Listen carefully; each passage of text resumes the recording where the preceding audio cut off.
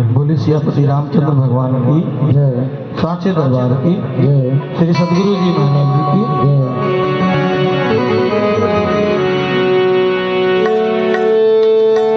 बिना सूर्य के घाम ना होला, बिना चांदनी की चांद ना होला। भक्त के तेनो पुरान हो जाई, भक्ति पुरान ना होला। कि प्रेम चिन्हेला ना आदमी कौन जात हो।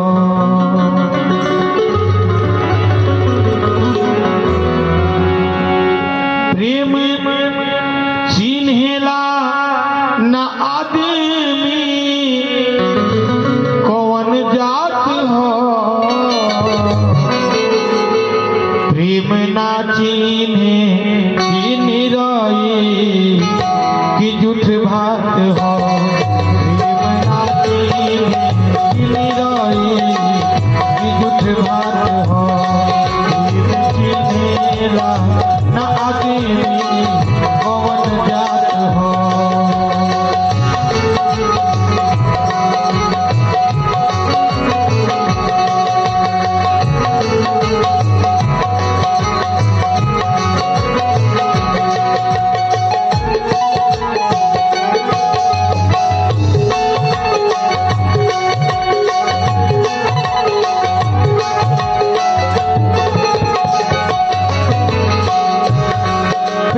प्रभु जी से संवरो साचा रहल, उहे फेंके बैल जवा काचा रहल।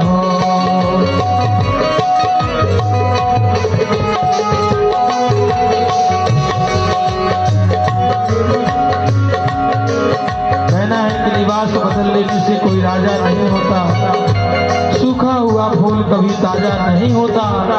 ये प्रभु का पावन दरबार है, इसमें दिल खोल के चले आइए, क्योंकि प्रभु के दर पे आने का कोई दरवाजा नहीं होता।